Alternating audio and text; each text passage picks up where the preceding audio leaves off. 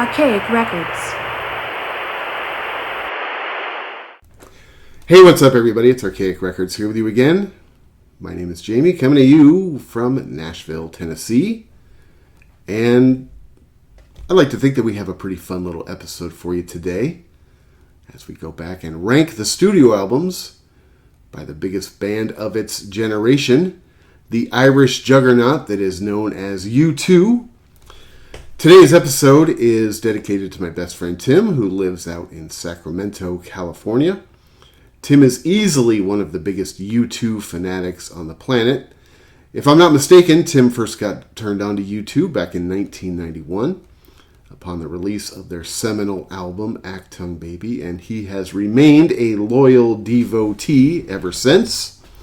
I first met Tim back in 7th grade at Paradise Intermediate School, and through thick and thin, as they say, he and I have maintained a relationship that is going on 35 years. I can tell you without any doubt that I wouldn't be the man that I am today if it wasn't for my friendship with Tim. So, blame him for all of this. That's the point that I'm trying to get across here. Anyway, I love you, brother. I miss you. Can't wait to see you next time, and I hope you enjoy today's episode. U2, of course, formed in Dublin, Ireland in 1976, and as far as my personal relationship with this band goes, I would describe myself as being, somewhat of a casual fan. I don't, nor have I ever tried to pass myself off as being any sort of a diehard, but that being said, having grown up so closely with my best friend Tim through adolescence and into adulthood, this is one of those bands that is sort of the soundtrack of my youth. Every time I hear this band, I'm transported back in time to some memory involving Tim, either driving around in his car or hanging out in his room or sitting around talking about Marvel Comics or the girls that we went to school with. There's always an association that I will have with U2 to my best friend Tim. But for many years, as far as I was concerned, this was a band that I was relatively closed-minded about. As Tim and I got into sort of high school and we both became just insane music fans, our musical fandom sort of went into two different directions. Tim started discovering bands like U2 and Depeche Mode and The Cure and INXS, and I sort of veered to the left and I started checking out bands more from the kind of alternative school of thought and eventually graduated more into punk, post-punk, and new wave. And for a long time, in my opinion, there was not a band that could have possibly been any less cool than U2. And I maintained that attitude for many, many years. It wasn't until probably about 8, 9, maybe 10 years ago that my opinion began to sort of soften on this band. And I actually began to develop a genuine sort of interest in the music that they had put out. Now, I was well aware of a lot of the band's music in terms of single songs or a record here or a record there, but I wasn't really overly knowledgeable of the band's entire catalog really until COVID. During the shutdown for the COVID pandemic, based on what my wife and I both do for a living, we were out of work for about 9 weeks during the COVID pandemic, and my wife and I made a conscious decision during the shutdown that we were going to use our time productively. We weren't going to veg out and sit in front of the TV 12 hours a day. We were going to be creative. We were going to be active. We were going to eat healthy. And one thing that I decided to do, based on my just obsessive nature as a music fan, was I was just going to spend a lot of time going back and listening to music, stuff that I hadn't listened to before, or stuff that I had heard in the past, but maybe had sort of neglected over a period of time. And that was one nice thing about the COVID pandemic, was it just gave me unlimited amount of time to listen to music, something that I don't always have time to do in my day-to-day life. And in 2020, during the COVID pandemic, I made it a point that I was going to go back and listen to the U2 catalog, starting in 1980 with their first album, Boy, and work through the entire catalog chronologically. That's actually when I first sort of began working on this U2 ranking list, just for my friend Tim.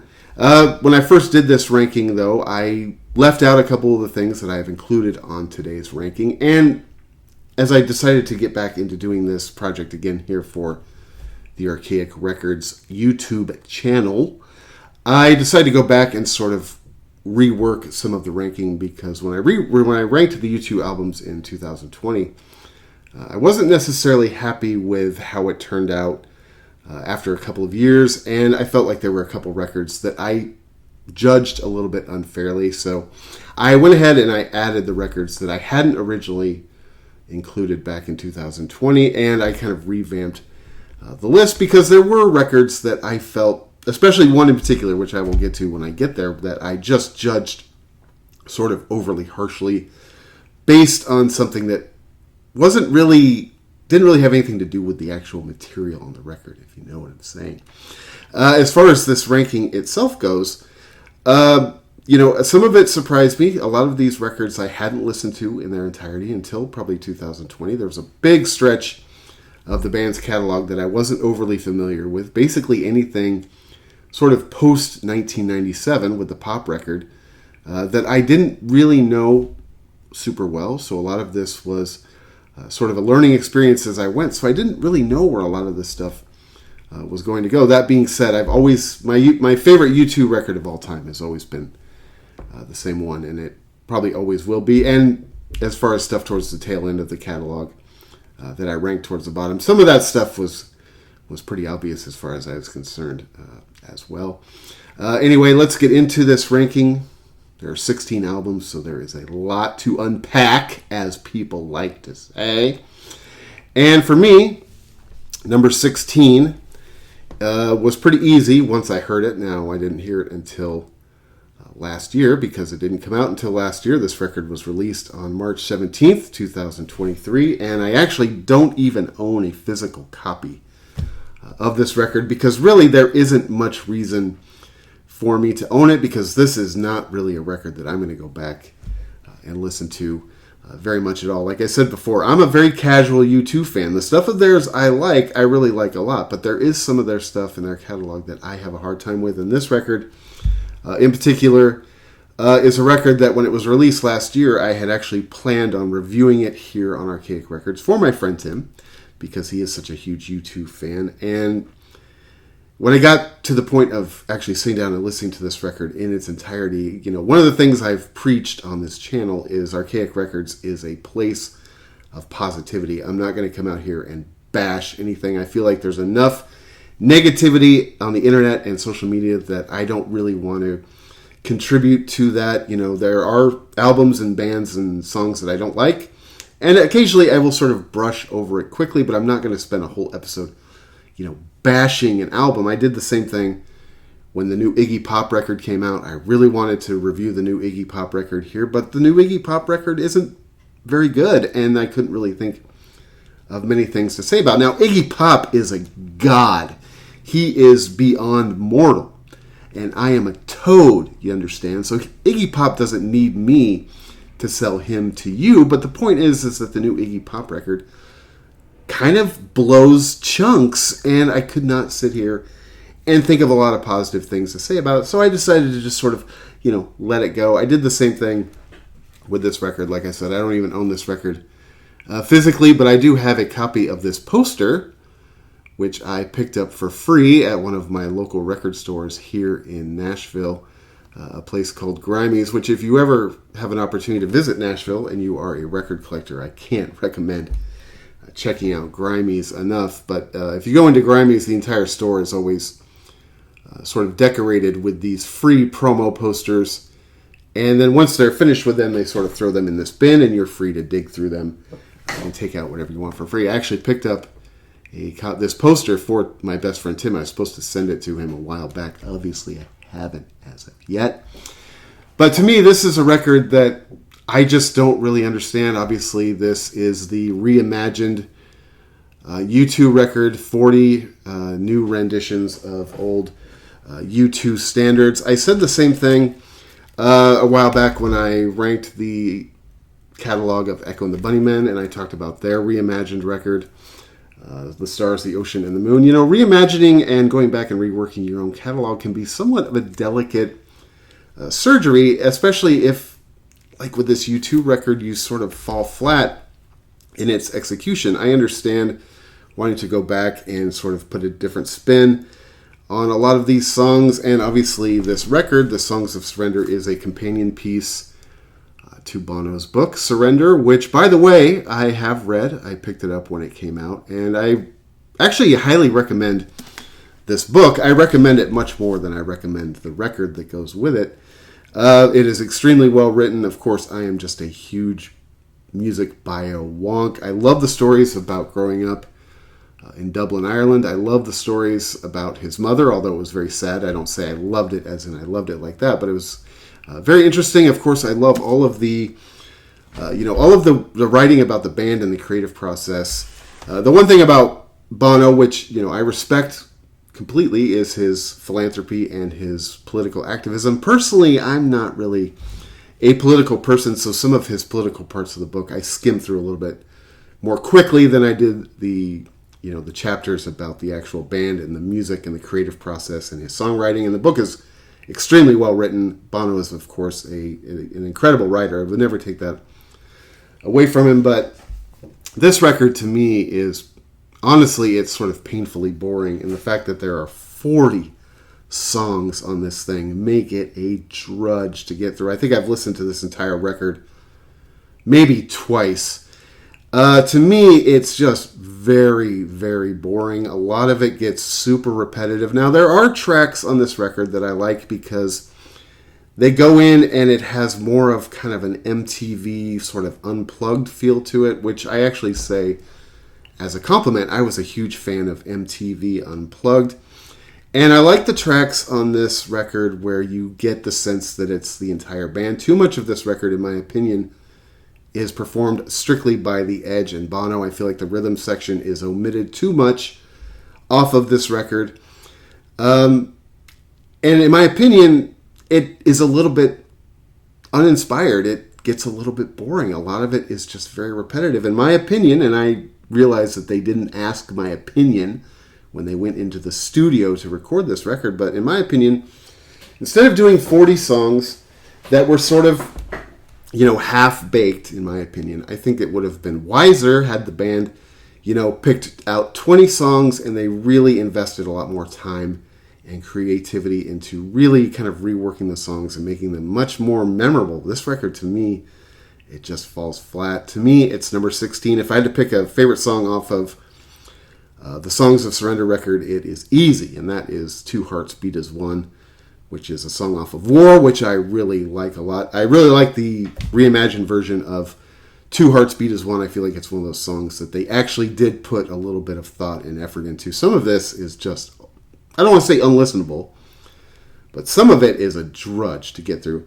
And in my opinion, if you're a diehard U2 fan and you were thirsting for a new album, and this record is what is sort of dropped into your lap, I feel as if it would be a little bit disappointing. Like I said, I'm a casual fan. I can sort of, listen to this once or twice and forget about it. But if you're a diehard fan, I feel like this record had to be incredibly disappointing. That's just my personal opinion. I'm not trying to get overly negative here, son. All right. Number 15. This record came out on November 6th, 1995. This is the album called The Passengers, Original Soundtracks, Volume 1. Now, this is a record that I respect the attempt more than I appreciate the outcome. This is U2 sort of, in my opinion, this is U2 not really working with their strengths. Sometimes I get the feeling that the members of U2 think that they are a little bit more artsy than they really are. U2, to me, are a rock and roll band. And I don't say that as a dig. I mean that as a compliment. They are a rock and roll band. They are a big, bombastic, anthemic, stadium rock band. And like I said before, when you do something like this, which is kind of an attempt at an art house type record, I don't feel as if the band is playing to their strength. Now, I completely understand, and like I said, I respect the effort that went into making this record.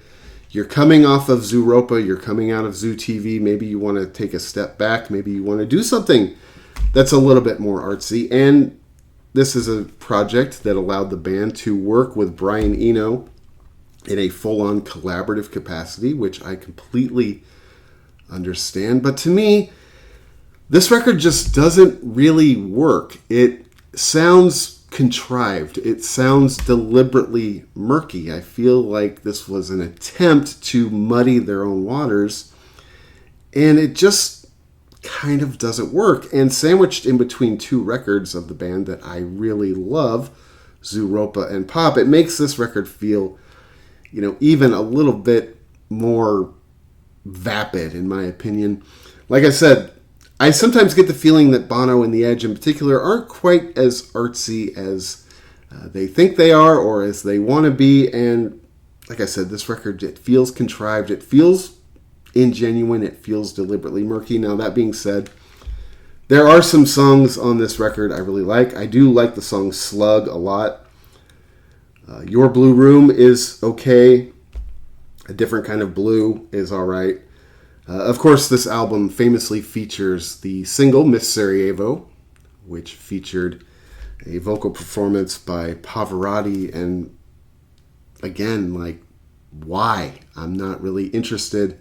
I'm not really impressed. Now, I realize that makes me sound like a total gomer, but I've been told in the past by somebody very close to me that I was an uncultured swine, so I've heard it before, but I don't really understand Pavarotti. I'm not an opera guy. I kind of don't really care.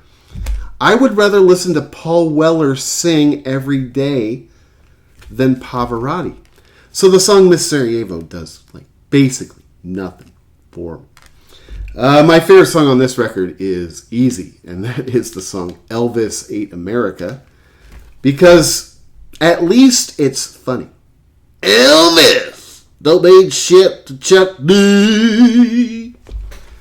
So for me, this record is number 15. This is a record that I don't really go back and listen to very often. Like I said, it isn't boring. It's not like Songs of Surrender where you get bored by it. This record is not really boring. It just kind of falls flat. I once time, as I was going through and listening to every U2 album, in 2020 and putting this list together, I deliberately, as I was listening to each record, after listening to a record, I would go back and read something online, or I would watch a documentary on YouTube or something about each record, because I wanted to gain a little bit more knowledge as to the story behind the record. And a lot of these records have really, cool stories behind them. But one of my favorite clips I ever saw on YouTube about U2 was an interview with the band's drummer, Larry Mullen Jr., who famously hates this album, understandably so. I saw an interview with Bono one time that said that the whole point of making this record was to pull Larry Mullen Jr. out of his garage and get him into some art stuff.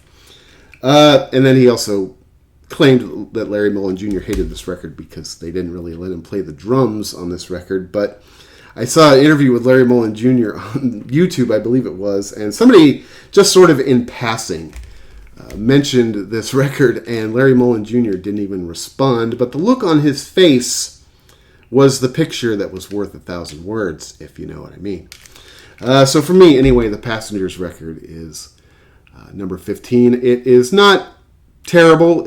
I would say it's about 33% good. It is interesting, and like I said, I at least respect the band for, doing something that they've sort of always been willing to do. If you go back and look through their catalog, this band is always willing to sort of shake out of their comfort zone. I think that was the case with this record. I think they just sort of shook a little bit too far out of who they are, at least in my opinion. All right. And I say that as a casual fan. I understand that. Some people might... I'm sure there's a guy. There's got to be that guy out there that thinks this is their best album. There's that guy. There has to be. I know he's out there somewhere. All right, number 14. This album came out on September 9th, 2014. Produced by Danger Mouse and Paul Epworth, and that is the band's album Songs of Innocence.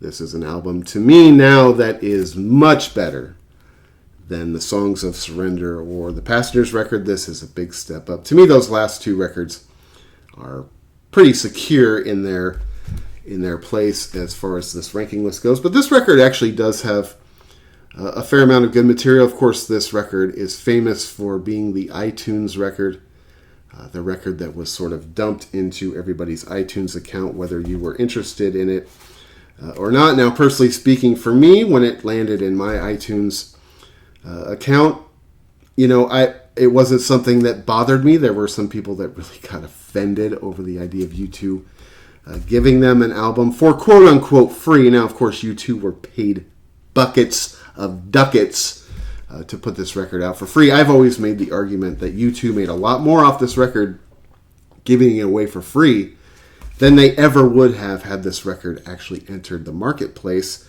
But if you were offended, genuinely offended, by this record landing in your iTunes account basically without permission, you need to seek therapy. There are a lot worse things that can ever happen to you in the world. And, this was a publicity stunt that I think even the band now acknowledges sort of blew up in their face. They ended up catching a lot of flack and backlash for that stunt.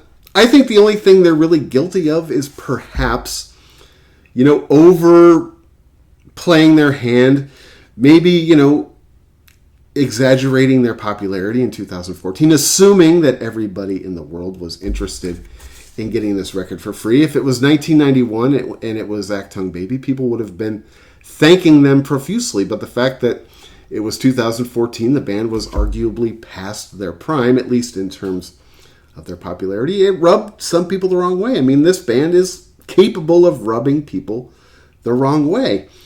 And for me, there was nothing offensive about getting this record for free. You still had to download it. What I did basically was when I found it in my iTunes account, I downloaded it. I listened to it maybe once or twice, wasn't overly impressed by it, and I deleted it. And this was during a point in my life when I wasn't really that open-minded about U2. I wasn't super interested in anything that they were doing, especially a record in 2014 that was, like I said, past their prime, sort of. The only thing offensive to me wasn't that they gave this record out for free. It wasn't the greatest record of all time. And it still isn't, in my opinion. Now, like I said, it's much better than Songs of Surrender and The Passengers, and it's got some good stuff on it. Although, there is one dubious distinction I have to make about the Songs of Innocence record from 2014. That is that, in my opinion, it has the worst. I shouldn't say worst. I don't like the word worst, son. It has my least favorite U2 song of all time, which is "The Miracle of Joey Ramone." I'm not going to get all negative on it. I just don't like that song. The Ramones, to me, man, that's like sacred territory. And if you're going to pay tribute to one of the gods of all time, you've got to do it with a better song than "The Miracle of Joey Ramone." It's just not a very good song. And I understand you're trying to pay tribute to one of the greatest rock gods of all time, but you got to write a better song, son. This record does have some good songs on it. I like the song "Every Breaking Wave."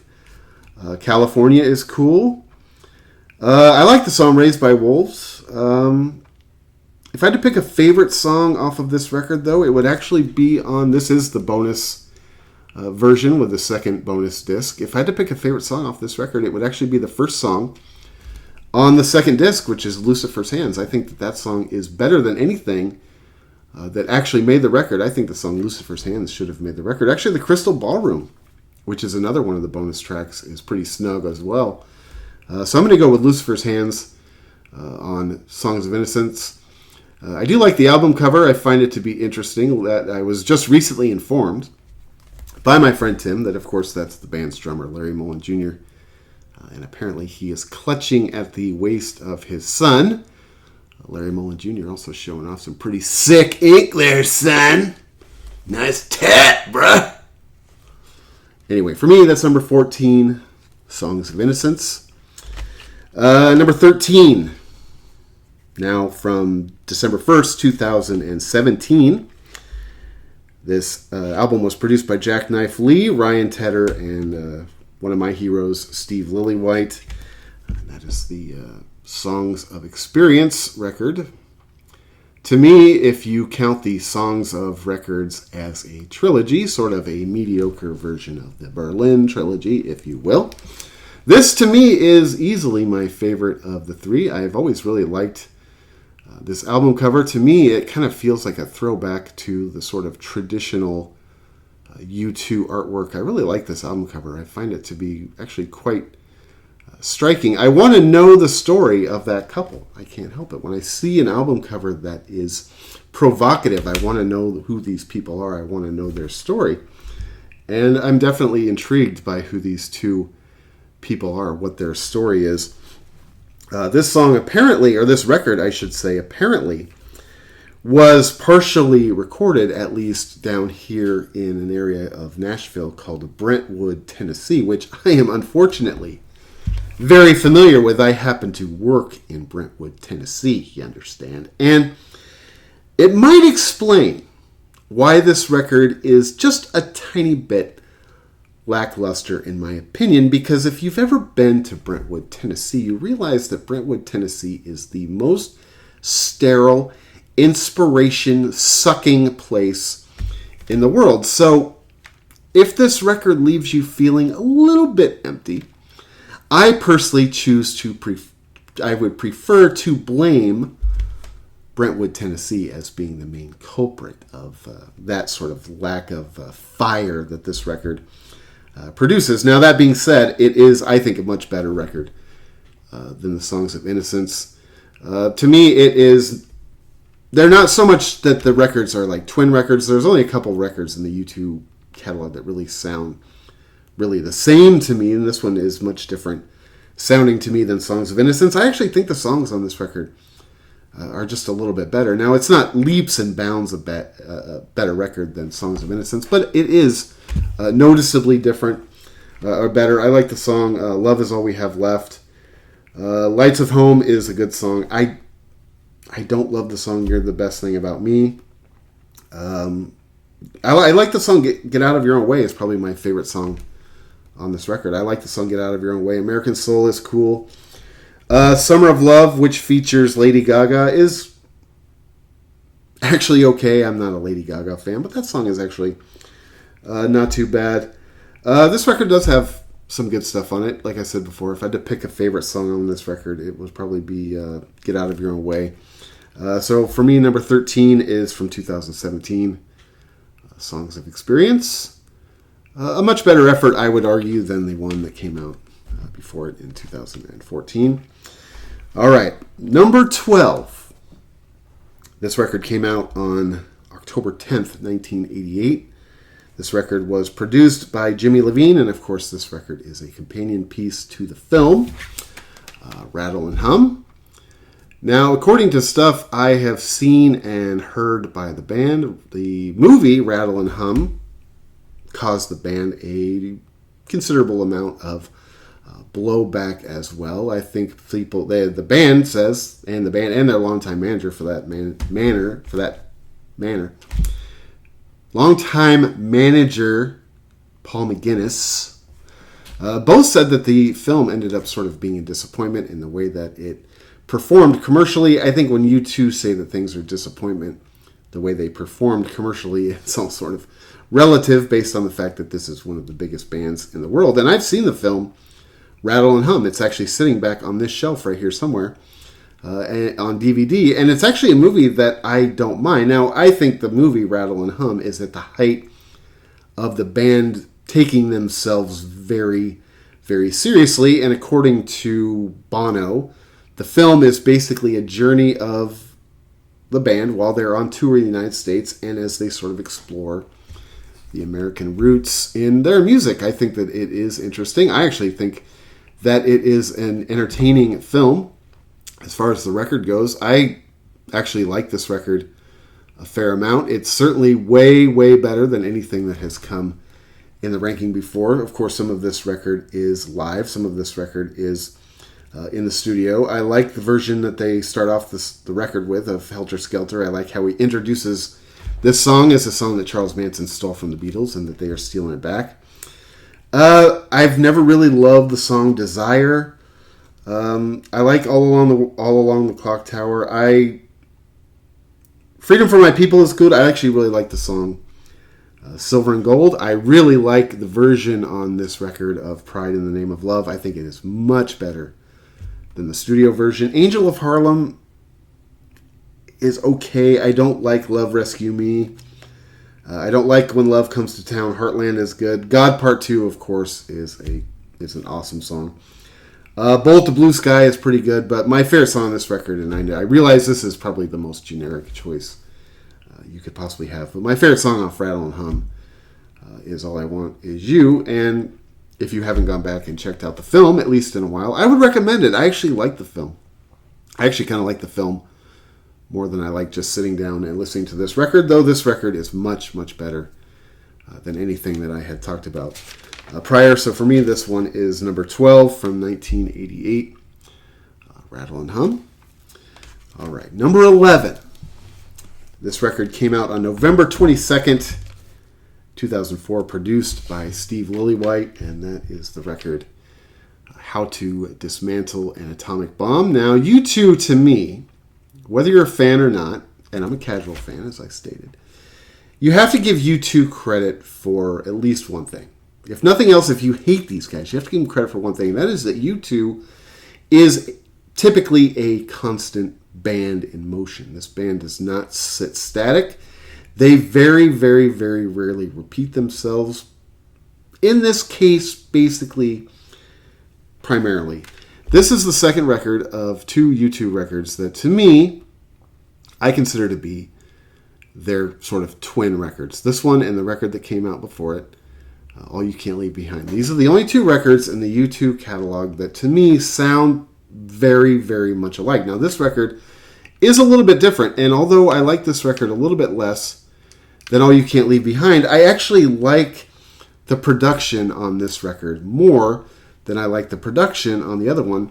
This one just has a couple fewer songs that I love. Of course, this record was produced by Steve Lillywhite, who is one of my musical heroes, of course, going back to his work with Steve and Patrick Morrissey.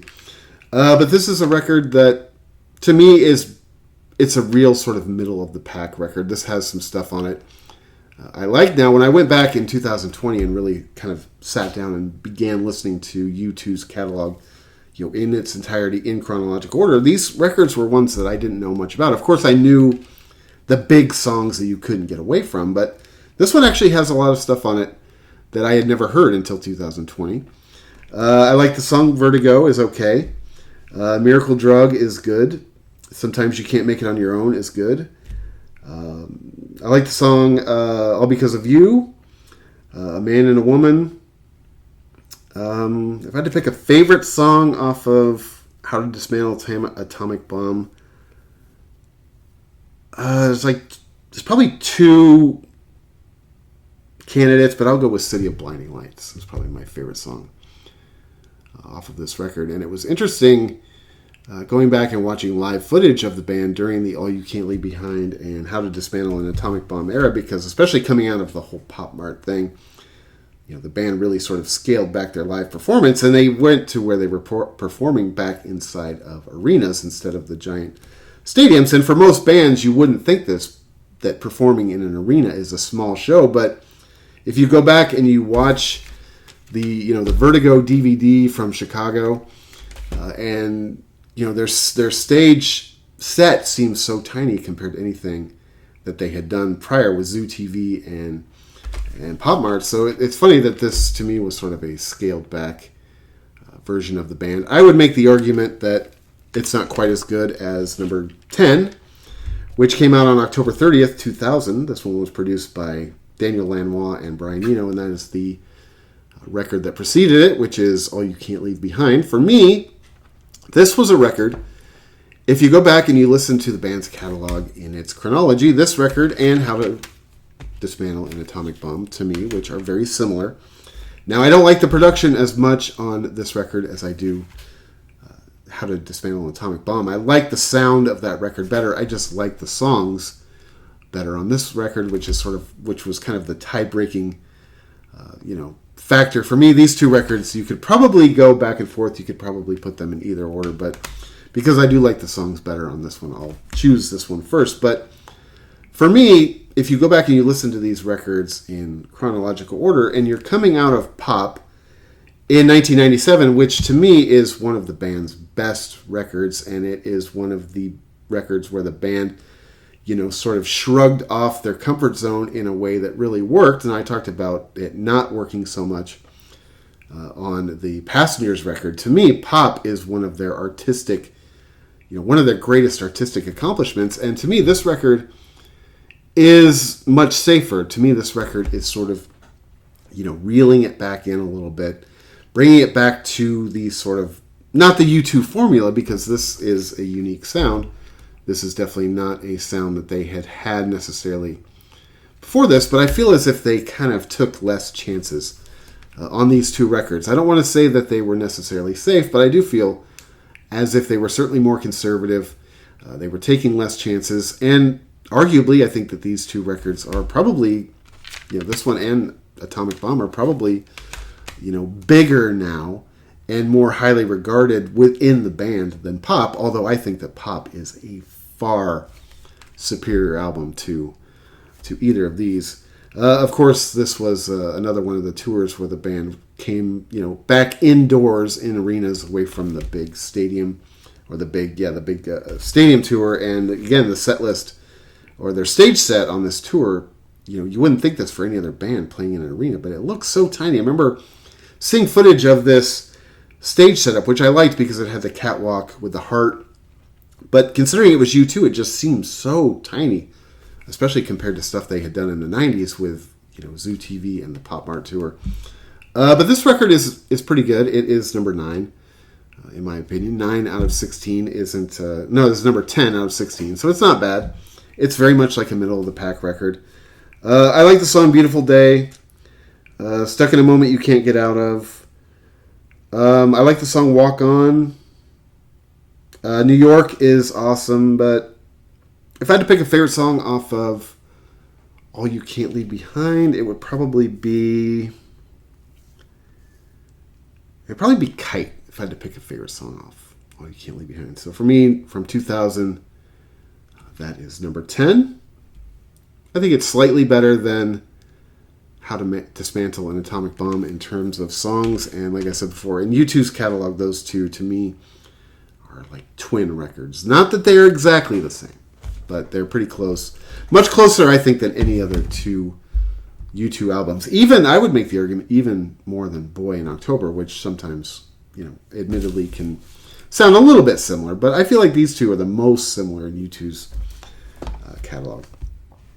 All right, number 9. This record came out on October 1st, 1984, produced by Daniel Lanois and Brian Eno. And that is The Unforgettable Fire. Now, keep in mind, in 1984, the Smiths released the greatest debut album of all time, which overshadows The Unforgettable Fire by a significant margin, I would make the argument. But this is a record that I do like now in 2020. When I originally ranked the U2 catalog for my friend Tim, I actually put this record at dead last. And let me explain why for 1 second. It is because I hate the production on this record so much that I actually penalized it all the way to the end of the train, which was, in hindsight, not totally fair, because this album does have some really good songs, but I hate the production. And I understand that they were trying something different. They were being experimental. I understand that. I respect that, but it doesn't work. And I am one of those people, and I mentioned before how Steve Lillywhite is one of my musical heroes, largely based on his work with Morrissey. But I would take, production-wise, the albums that Steve Lillywhite produced for U2 over anything produced by Brian Eno. I understand that Brian Eno is a genius and that I am a toad. I don't have to have that explained to me, but sometimes I just get a little bit tired of the Brian Eno hand jobbery that we all have to suffer through in our daily lives. And to me, this is a perfect example of it. The production on this record blows chunks, son. And I think it takes away from some pretty snug songs that you can barely hear because the production on this record sucks so bad. And even when they go back and they've put out remastered versions of this record, it doesn't sound any better. So in 2020, when I ranked the albums, I put this one at dead last, which was totally unfair. Totally unfair. This record is much better than a lot of the stuff that I had ranked ahead of it in 2020. I actually really, there is a lot of material on this record that I really like a lot. I like the song A Sort of Homecoming. The studio version of Pride in the Name of Love is okay. Give me the version that's on Rattle and Hum every day of the week. I think I've probably heard this version of it way too many times. It just sounds, maybe it's the production again, it sounds flat compared to the version on Rattle and Hum, which just, it grabs you by the plums. This one to me is a little bit boring. I love the song Promenade. 4th of July is cool. Bad is probably one of the biggest songs off of this record. Actually, I remember for many years not even really knowing what the title of the Bad song was, just assuming based on its sound that it was on the Joshua Tree, which to me, the song Bad is the most, Joshua Tree sounding song on this record. I think it's the one that most illustrates where the band was heading from here, which I think Joshua Tree is not only a better record, but I think it was a stylistic leap from the Unforgettable Fire. Indian Summer Sky is cool. The song Elvis Presley in America is a song that I remember. I was living in Seattle many years ago, and I knew this guy through my work. And he was this guy who was just this king of the hipsters guy. And he always had to have the most obscure opinion imaginable. He would say things that were just false. I mean, it's not even a matter of it being an opinion. He would say things that were false. He told me one time, this same guy told me one time, that he thought Big Audio Dynamite were better than The Clash. He said that with a straight face, mind you. And he and I one day got on the topic of U2. And at the time, I was not really a big fan. And of course, because this guy was king of the obscure hipsters, he thought that U2 were just shit. But he was telling me that, he's like, there's one U2 song I really like a lot. Their best song they ever did is called Elvis Presley in America. And at the time, I didn't know that song by name. I may have seen the title of it, but I didn't know anything about the song. I was like, oh, cool. Maybe I should go check that song out. I'm not really a big U2 fan. My best friend loves U2. I don't really get it. But so I remember it was either on iTunes or something that night. I went home, and I think I bought the song off iTunes because I just wanted to hear it. And as soon as I heard the song, Elvis Presley in America, I thought to myself, well, of course, this guy thinks that's their greatest song they ever did. It's like 6 minutes, basically, of nothing. It's not that it's a bad song.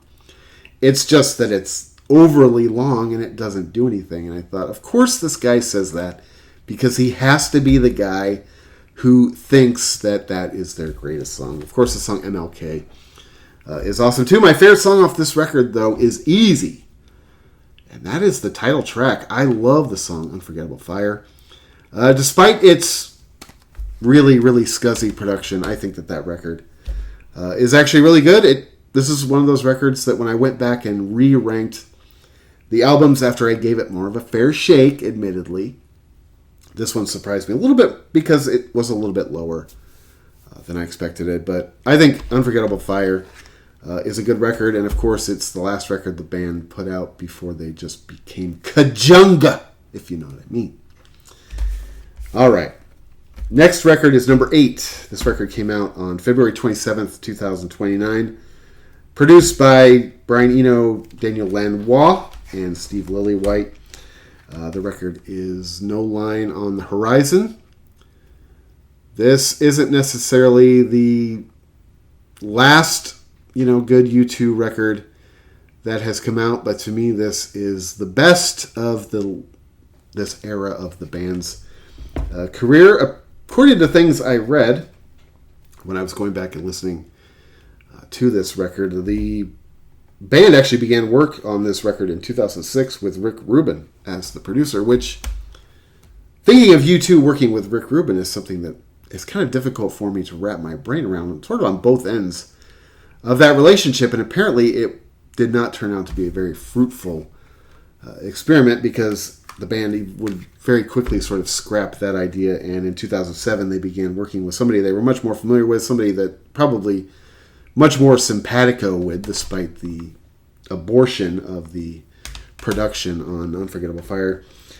And they began work with Brian Eno, and the record was finally released in February of 2009. I did read an interview with Bono that came out right around the time that this record came out, and he described the departure, or I should say the stylistic change, of this record coming out of Atomic Bomb as being similar to that of Achtung Baby coming out after Joshua Tree, which of course was a huge, dramatic, just seismic shift in the band's musical direction, although I would agree that this was a much different and much better record, in my opinion, than All You Can't Leave Behind or Atomic Bomb. I don't find that the stylistic change is quite that dramatic. This is a much better record. I actually really like the sound that the band has on this record. It's much less safe, in my opinion, than All You Can't Leave Behind and Atomic Bomb. It takes a risk again, and I think that's one of the things that makes U2,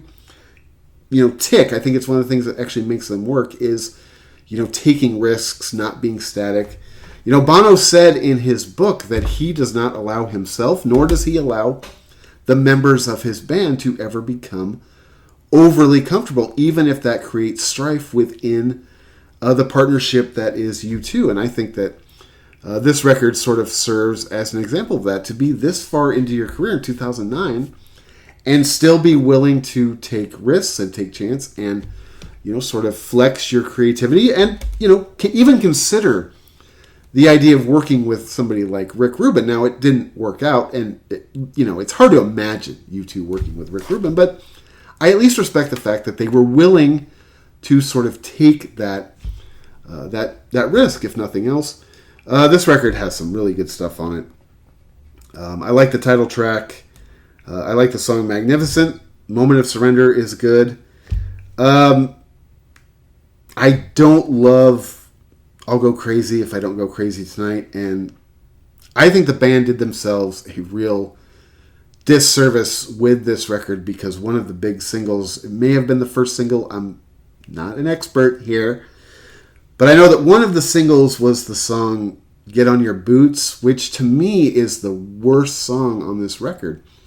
I don't know why they chose that as the single. That song stinks, son. To me, my favorite song on this record is easy. That is the song White as Snow. This song is basically, it is my friendship with Tim. It reminds me of him every time I hear this song, especially considering that it is U2 and it was such a big part of my adolescent life growing up with him. That song is like us. So that's easily my favorite song on that record. Of course, this was the album which prompted the very famous U2 360 tour, where they basically went back, out of the sheds and back into the big stadiums. And, I never got a chance to see the 360 tour. I have the DVD for the 360 tour and at the Rose Bowl. And honestly, of all the big productions that they did, if you count Zoo TV and Pop Mart and 360, at least up to that point, 360 to me was the one that kind of made the least amount of sense. And I've heard from people that you had to see it in person, that seeing it on DVD doesn't do it justice, which I totally understand. I totally agree with that. But just seeing it aesthetically, it doesn't really do a lot for me. Compared to Zoo TV and Pop Mart, which I thought were both just incredible live productions. All right, number 7. This record came out on March 9th, 1987, produced by Daniel Lanois and Brian Eno. It's this little record you may have heard of. You may not have. It's this little tiny album. Most people, it sort of flew past them when it came out, and that is The Joshua Tree. This was the record, of course, that launched U2 from being everybody's favorite cult band to the biggest band in the world. Time magazine labeled this band rock's hottest ticket. And unless you lived through that era, I think it's hard to sort of even describe to you how big this record was. You literally could not escape it. It was on MTV every 5 minutes. It was on the radio just nonstop. I don't think it was ever not being played on the radio for about 2 years. And like I said, this was the record that catapulted U2 into the stratosphere. I mean, this was the record that put them in the all-time pop culture lexicon. This is a record that I do like. It is a record that has some stuff on it that I could probably never hear again, and I think that would be okay. But generally speaking, I think that most of this record is actually really good. And when I was doing the ranking list, going back and listening to all of the records in their entirety, this was one that actually kind of surprised me because I've heard so many of these songs so many times. You know, this was like my high school years riding around in my best friend's car listening to either this record or Achtung Baby on just heavy rotation, that I thought, man, I could never hear any of these songs ever again, and I think that would be pretty snug. But when I went and I actually listened to this record in its entirety, a lot of it still holds up to this day. I mean, there's really not much else, especially as just being a casual fan, that you can say about the Joshua Tree. I mean, this is one of the biggest records of the entire decade. I mean, this was the album that basically made U2 the biggest band of the 1980s. I like the song Where the Streets Have No Name. I still haven't found what I'm looking for. It's good. With or Without You is a song I could just never hear again. Now, I'm not going to say whether it's good or not, whether I like it or not. I could just never hear it again. As a Smiths fan and as a Morrissey wonk, the Morrissey equivalent, Smiths equivalent to this song to me, is How Soon Is Now. Now, I love How Soon Is Now. And if you're a U2 fan, I understand why you still love With or Without You. But I can imagine that other people who are sort of casual Smiths and Morrissey fans could never hear the song How Soon Is Now again and be totally fine. Now, I can hear it still every day and not mind it. I know for a fact that my friend Tim still likes the song With or Without You. So I get it if it's a song you still like. Just for me, man, I could never hear the song again. Bolt of Blue Sky is cool. I like the song Running to Stand Still. Red Hill Mining Town is an okay song. But the music video is just pure cheese, son. There's no way in hell that I'm buying that the members of U2 are coal miners. The song is okay. It's hard to get past the video, though, in my opinion. In God's Country is okay. And then there's a song called Trip Through Your Wires. I don't really like this song. And really, there's only one reason why I don't like this song. And that is because it is not good. If you like Trip Through Your Wires, we might have to go outside, remove our shirts, and exchange fisticuffs. What is the deal with that harmonica, Bono? Exit is good, and Some Others Have Disappeared is fine. My favorite song off this record, though, is Easy. And that is One Tree Hill. That is a song, actually, that I never get tired of hearing. Easily my favorite song off that record. From 1987, my number 7 album, The Joshua Tree. Number 6. This album came out on November 18th, 1991. This was the album which spawned my best friend Tim's maniacal lifelong fandom, and that is the album Achtung Baby. This is another record that when I went back and I listened to these albums in its entirety and decided to rank these albums, this was another one I thought, man, I could just never hear this song again. This was like one of the soundtracks to my high school career, but this record is really, really good for the most part. This was a huge, huge departure from the band's last full studio album, which of course was The Joshua Tree. I once read an observation, and I don't want to plagiarize, these are not my words, but I read that when the band put out Achtung Baby in 1991, they went from being the dust-covered Cowboys to being a full-on modern European rock band. And I think that that is an incredible way of putting it. According to Bono's book, this record almost broke up the band on several occasions. The growing pains that went on in the studio as they were trying to put this record together were nothing nice. And according to Bono, like I said talking earlier, he is somebody who is steadfast in the fact that this band must, keep rolling down the track. They do not want to become static. They do not want to repeat themselves. But I can imagine if you're one of the other guys in the band, even if you're open to change, which, in the book, Bono talks about how the rhythm section in particular, Adam Clayton and Larry Mullen Jr. were not necessarily in love with making too big of a departure from The Joshua Tree and Rattle and Hum, which is kind of what got them where they were. They questioned whether this risk would prove to be worth it, which of course it did 1,000,000 times over. But you have to admire the onions it took to put out this record, as opposed to just making another Joshua Tree, sequel, which would have been huge. At the end of the film, Rattle and Hum, one of the members of the band, as they're playing their last show in Dublin, he says, hey, we're going to go away for a while. We're going to reimagine it. It's not a big deal, but we just have to dream this whole thing up again. And what they came up with was a record and a subsequent tour in the Zoo TV tour that just changed the world. I mean, this was an album and particularly a tour that you could not get away from. I just mentioned this a second ago, talking about the Joshua Tree. Unless you lived through the Zoo TV phenomenon, I don't think you can really ever comprehend how big it was. And the cool thing about Zoo TV to me was, now this was not my scene, Jack.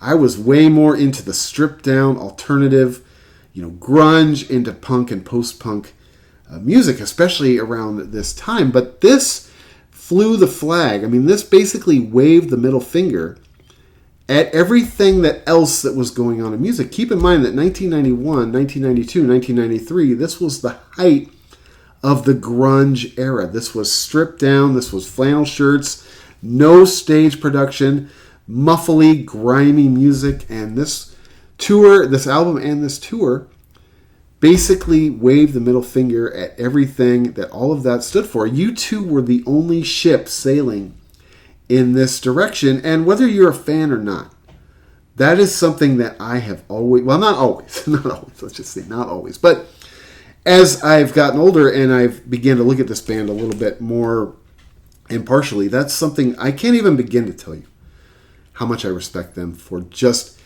going in the complete opposite direction of the Nirvanas and the Pearl Jams and the Soundgardens and all the other shit that was popular on the radio. And they basically were not going to be affected by what was going on in the United States. Now, in Europe, I think that the music scene was a lot different than it was in grunge, especially like in the United States with grunge, in the UK, and some of the early 90s sort of, British pop, which I actually really love a lot of that stuff.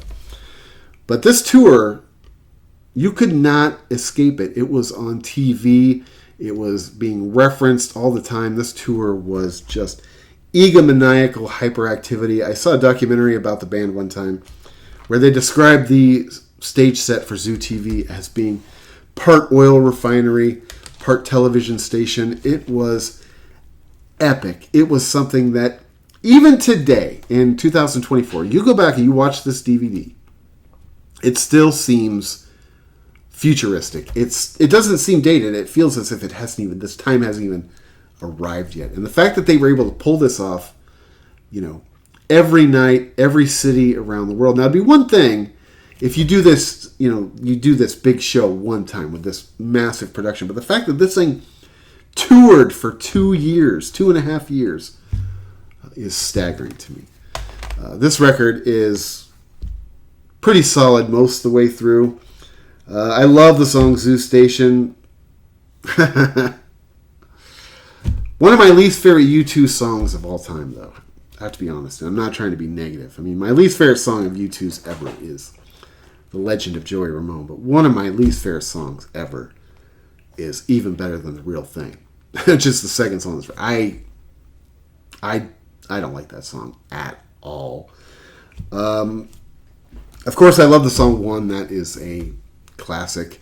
According to Bono's book, that was the song that sort of kept the band going when they were going through a lot of this, the growing pains and the strife of making this record. Was the song One really unified the band. This was a song that all 4 of the members really believed in, and it turned out to be, I think, one of the best songs on the record. There were several videos for the song One. The video that I liked the best was the video where it was very stripped down. It was just sort of Bono sitting in this like Irish pub. He's got like a drink. He's got a butt going, and he's looking very sort of, in deep thought. I love that version of that song, that video. I like the song One a lot. Until the End of the World is great. So Cruel is good. I love the song The Fly. Mysterious Ways, it's probably that I've just heard it too many times. To me, it's one of the lesser songs on this record. I mean, of course, you hear that guitar intro. You know what it is immediately. Ultraviolet is awesome. Love is Blindness is good. If I had to pick a favorite song off this record, though, that's tough. Because there's 2 that are tied for my favorite songs off this record. The first one being Acrobat, which is, I think, one of the most underrated songs in the U2 catalog. But if I had to pick a favorite song off this record, it's probably my second favorite U2 song of all time, which is Who's Gonna Ride Your Wild Horses. So for me, this record is number 6 from 1991. Achtung Baby. Yeah. Who's Gonna Ride Your Wild Horses? I'll stick with that. All right. Number 5. The record that came out right after Achtung Baby, July 5th, 1993. Produced by Brian Eno, The Edge, and Flood. And that is the album Zooropa. I do genuinely believe that Zooropa is a better and more enjoyable album to me than Achtung Baby, which is a compliment because now we're getting into the U2 stuff, really starting with the Joshua Tree actually starting more with Unforgettable Fire, with stuff that I genuinely like. So saying that this record is better than Achtung Baby to me is a compliment. This record is a little bit better to me, not hugely better than Achtung Baby, but again, this was one of those records where the band kind of shook off a little bit of its comfort zone, and it worked. And of course, this record was released, or I should say recorded, while the band was on break in between legs of the Zoo TV tour. And I love this record. I mean, when this record came out in 1993, my best friend Tim and I were entering our senior year of high school, and I remember thinking that this record was just garbage at the time when it first came out, especially if you consider at least the first song I heard off this record, which was Numb, which I remember seeing on MTV. And at the time, I already did not really like U2 at all. And when I saw the video for the song Numb, I was like, what in the hell is this? This is some garbage right here. And I remember watching the MTV with my friend Tim. He and I were probably on our lunch break from high school, looking over at him and sort of going back and forth between him and the television. I was like, you can't like this. Like, I know these are your boys, but you cannot like the song Numb. That song is junk, son. But later on, when I went back and started listening to this record and giving it a fair shake, I like this record. I actually do think it's better than Achtung Baby. I love the song, the title track, Zooropa. I like the song Babyface. Numb, to me, is still a bag of beans as far as I'm concerned. But it's not it's sort of a novelty. And now I don't know that The Edge thinks of the song Numb as being a novelty, but it's a novelty. I don't really consider the song Numb to be a real U2 song, so I kind of give Numb a pass at this point in time. I love the song Lemon. That was another song that when it first came out, when I saw the video and I heard the song for it, I hated it. It made me mad how much I hated the song Lemon. But now, it's actually one of my favorite songs on the record, and if you go back and read Bono's book and you sort of, he tells the story about the song Lemon, it's actually really cool. And I actually genuinely really like the song Lemon. It's weird, it's different, it's totally unlike anything else in their catalog, and to me, it absolutely works. Daddy's Gonna Pay for Your Crash Car is, I would say it's the one traditional U2 sounding song on this record that I don't really like. I don't really like the song Daddy's Gonna Pay for Your Crash Car. Now I kind of get lyrically where it's going, and I like the concept of what it's about, but I just don't love the execution of it. Some Days Are Better Than Others is awesome. Dirty Day is really good. And to me, the song The Wanderer, which of course famously features Johnny Cash, and I'm a huge Johnny Cash fan. I have been for a long time. I've never liked this song. I don't like the contrast between Johnny Cash's voice and this sort of electronic backbeat. I get the sense, and this is just my opinion, but I get the sense that was sort of done deliberately to have that contrast. It doesn't work to me. I love Johnny Cash, but it doesn't work. His voice, Johnny Cash's voice on that song also sounds like too sort of overproduced as far as I'm concerned. But again, like Numb, I don't really hold that song against the band because it's not really a traditional, U2 song. So the only like quote unquote U2 song off Zooropa I don't like is the song Daddy's Gonna Pay for Your Crash Car. And the stuff that I like on this record, I like more than Achtung Baby. And this record, I think gets a little bit of a boost ahead of Achtung Baby because this has my favorite U2 song of all time, which is Stay Far Away So Close. There's just something about that song I love. I love the instrumentation. I love the lyrics. I think Bono's voice is the jugs on that song. So for me, Stay Far Away So Close is just my favorite U2 song of all time. So it ekes out Achtung Baby by not a lot, a little bit, but I think they're both good records. And again, you think of those records chronologically coming out of Achtung Baby and then Rattle and Hum into Achtung Baby and Zooropa. It's like mind-blowing, the stylistic change that they went through. And it's no wonder that the band's rhythm section especially were a little bit apprehensive about what they're doing. Now, Bono and The Edge, again, I'm not an expert, but it seems like Bono and The Edge have this sort of unspoken trust that they always sort of tend to be on the same page, whereas sometimes I also get the sense that the rhythm section, Larry Mullen Jr. in particular, isn't always the most open to experimental or change or doing anything that's even sort of remotely artsy. All right, number 4. This record came out on February 18th, 1983, produced by Steve Lillywhite. That is the album War.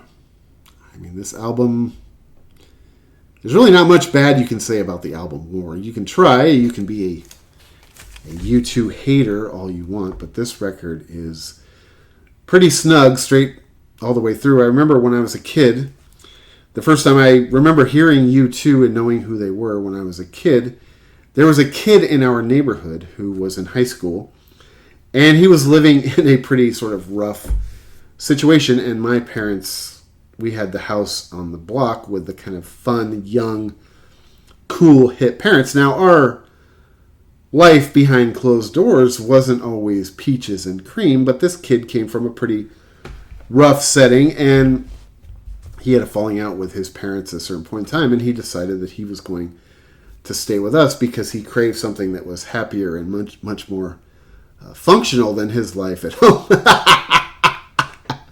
Can you imagine? Once he got into our house, though, he saw what was really going on. And he didn't last there very long, I'll tell you that. But he was a huge fan of the band U2, and I remember he had this poster hanging up in the bedroom that he used, and it was always something. As a kid, I found this artwork to be very striking.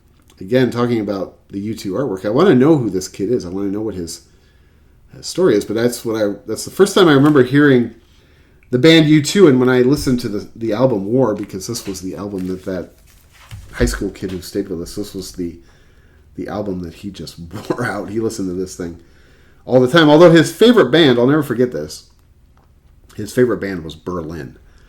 So he wore out Berlin, but he also wore out this record too. That's always the association I have with War, is the kid who stayed with us.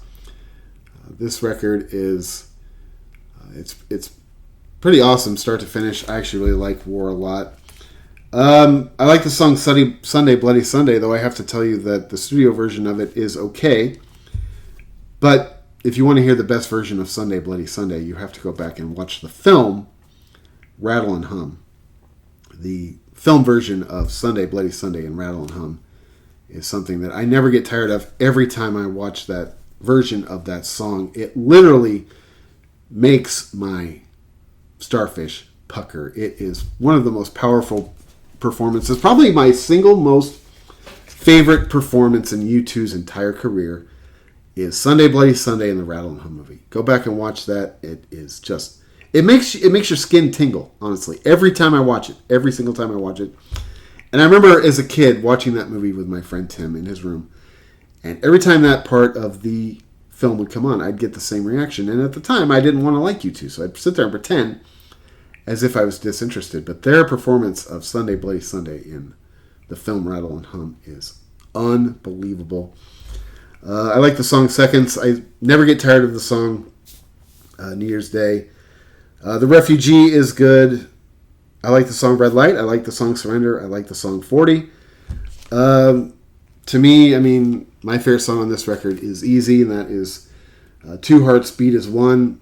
One of the things I love so much about the early U2 records is I love the production. Like I said before, Steve Lillywhite is one of my musical heroes. I think the production on this record is basically flawless. I like that album a lot. For me, it is number 4 from 1984. Number 3. Now we're getting into the top 3. And not that this was overly tough, because I sort of knew where we were going to end up. Although, when I first did this ranking, I was a little surprised how high this album was. Although, it is an album that I do love. And I defend this album to the death. And that is from 1997. The album Pop. This record was released on March 3rd, 1997. Produced by Flood, Howie B., and Steve Osborne. And this was another one of those records that when it first came out in 1997, hanging out with my friend Tim, I did not get it. I did not understand it. I remember seeing the video for the first single, Discotheque, and it just whizzed right by me. And again, to me, this was a band that was probably one of the least cool bands in the world. And I remember Tim and I were hanging out a lot back in 1997, and this record was new, and he listened to this record in extremely heavy rotation, and it just annoyed me. I thought that, like the Passengers record, I thought this was a record that was contrived. I thought it was deliberate. I thought it was intentionally murky. I had no idea what they were doing. I thought they had taken the Zooropa Passengers direction they were going into too far. I thought that this record didn't work, but in pretty short order, there were songs on this record that I actually started to like, and now I would make the argument that there isn't a single bad song on this record. If it wasn't for another era of the band's career, this might actually be my favorite record of theirs. This is a record that, as far as me listening to U2, which isn't all the time, this is a record that I listen to as much as anything in their catalog. It's interesting because, to me, I feel as if this is an album that the band has really kind of like distanced themselves from. And in 1997, when this record was released and they were getting ready to go out on the Pop Mart tour, there was a TV special. Now, it wasn't really a documentary and it wasn't really a commercial. It was sort of a hybrid, but it featured Dennis Hopper. And it was called the U2, The Year in Pop. It's on YouTube if you haven't seen it and you're interested in the band's career in 1997, which to me this is one of the most interesting eras of their career, not only because of this record, but because of the Pop Mart tour, which I just gushed about Zoo TV. I think that the Pop Mart tour was actually aesthetically much cooler, much more interesting. If I had a musical time machine and I could go back and see either Zoo TV or Pop Mart, which I saw neither, I would take Pop Mart, honestly, over seeing Zoo TV. Although Zoo TV was the much more culturally significant event, I would take Pop Mart because I like the album better than Achtung Baby, and I think aesthetically it was just cooler. I know that sounds really superficial. I think the band was so much cooler in 1997. You go back and you look at the band's aesthetic and you look at their fashion. They were just very cool in 1997. And if you go back and you watch this sort of TV special with Dennis Hopper, I mean, the band were pimping this record as if it was the Sistine Chapel. And I understand enough to know that whenever any band releases its newest album, it is the greatest thing that they've ever done. I understand that. But I would make the argument that this record is pretty close. And I find it sort of disheartening in a way that the band has really kind of shoved this record into the sort of the garage where it's covered with a moldy tarp, because this record is awesome. In a couple of years, it'll be interesting to see if the band does something to celebrate the anniversary of this tour. I know in 2017 they did the big anniversary for the Joshua Tree, which is understandable. I mean, the Joshua Tree is just a record that has its own zip code basically, but it'd be interesting to see if they go back and celebrate this record in some way. I think that it certainly deserves it. I love the song Discotheque, although, like I said before, it was a song that I didn't like when it first came out. I mean, really, you could go through the whole track listing. There is not a song on this record that I don't like. I love the song Mofo. If God Will Send His Angels. I will say this. The one song for a long time that I thought I didn't like was the song The Playboy Mansion. Because the opening verse says, "Coke is a mystery, Michael Jackson's history." And I hate those lyrics. I think it's just sort of dumb, honestly. But once you get past that, I even like the song Playboy Mansion. So there really isn't, I mean, you could go through the whole track listing if you want. There isn't really a single song off the Pop album that I don't like. If I had to pick a favorite song, that would be tough, because I think there's 3 or 4 that would be... this is tough. I think there's 3 or 4 that would be really in the running. It would be Mofo, Last Night on Earth, Gone, or Please probably would be... I'm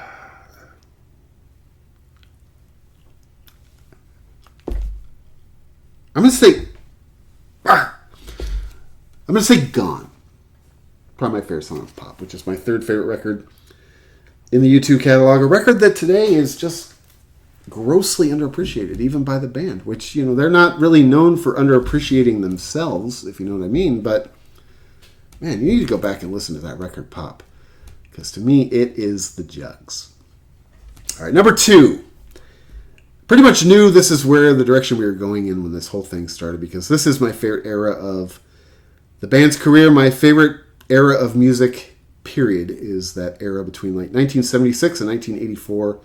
Punk, post-punk into early new wave. And to me, these first 2 U2 records fit perfectly in there. So for me, number 2, this record was released on October 12th, 1981, produced by Steve Lillywhite. It is the album October, and this is an album that I really, really like a lot. Like I said, this fits right into that sort of early post-punk era that is just my favorite era in music, bar none. There's a lot of interesting stories that you can go back and read about when it comes to the band. During this era, of course, famously, this album had been mostly written while the band was in America on the Boy Tour, and I believe it was in Portland, Oregon, where the band had the briefcase stolen out of the green room, which contained a lot of the songs that had been written for this record. So the band had to come home and basically rewrite the entire record, and then it was thought of for a while that the band may not even survive. And the band's guitarist, Dave Evans, The Edge, thought about perhaps leaving rock and roll and joining, becoming, serving through the church, serving with his faith. And it's hard to imagine now, because this was one of the biggest bands of all time. Definitely one of the biggest bands, certainly the biggest band of my generation. And to think of them, possibly retiring after only putting out one record is just unimaginable at this point in time. But this record, I think, although it's not quite as good as the one that came out before it, it is quite the accomplishment. And I mean, again, you could go through pretty much every song on this record, and you're not going to find much clunkage at all. I mean, I love the song Gloria. I Fall Down is awesome. One of my favorite songs on this record, lyrically and sort of in terms of its subject matter, is the song I Threw a Brick Through a Window, which I think is a very interesting story, because the narrator of the song, basically they are confronted with their own image of their own reflection in a window, and they are so aghast by what they see that they pick up a rock and literally hurl it through this window in order to get away from their own reflection. And it's a great song. I love that song, but it's an interesting subject matter for somebody like Bono to write about, because Bono is not known as having incredibly low self-esteem. In fact, he's known as carrying around quite a large ego. An ego so large that he usually has to check it at the airport. But it's interesting to think of him writing a song about being confronted by his own reflection and just being aghast. I mean, I think if the song were more honest in its title, it would be called I Jizzed on a Window. Get it? Because he loves himself so much. Where else are you going to get comedy like that, friends? I love the song Tomorrow, October, Stranger in Strange Land. I mean, my favorite song on this album is probably I Fall Down. It's probably my favorite song off this record. Although I do love the song I Threw a Brick Through a Window. I love the song Gloria. I mean, this record is the jugs, son. All right, we made it. All the way to number one. We've only been doing this for about 10 minutes, haven't we?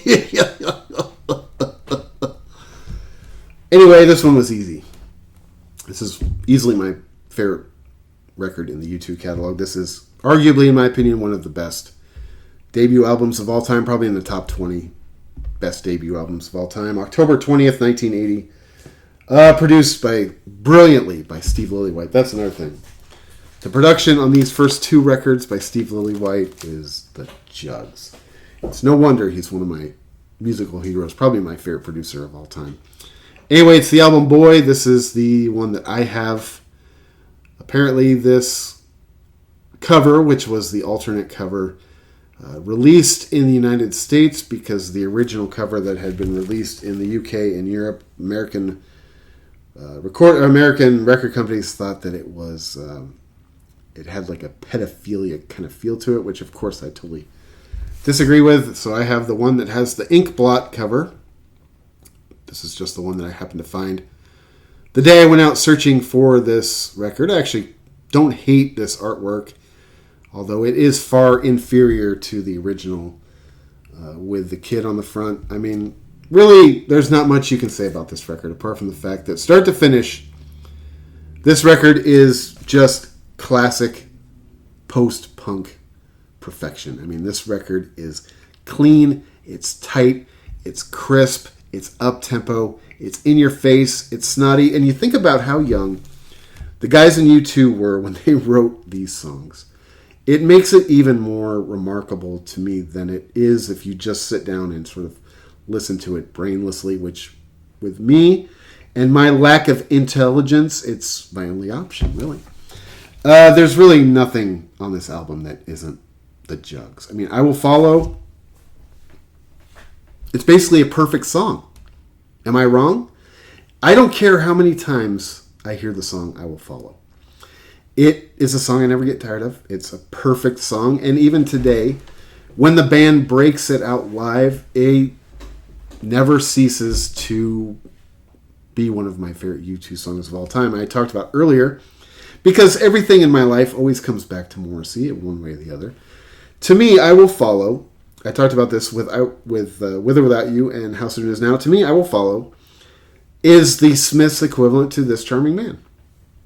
This Charming Man is a perfect song.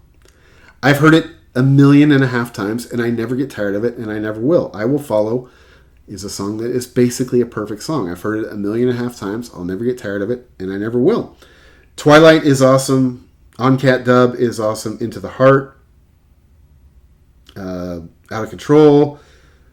The Ocean, A Day Without Me. Another Time. I mean, you go through the whole list if you want. This album is, like I said, it's just post-punk, pop-punk perfection, in my opinion. And I'm not one of those guys who says that U2's only good albums are the first two, because I don't believe that. I've never said that, and I never will. But this is easily, in my opinion, the band's best record.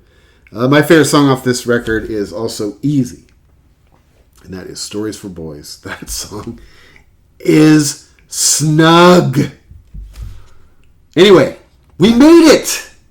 We've done it. We've ranked the albums of the biggest band of my generation, the Irish juggernaut that is known as U2.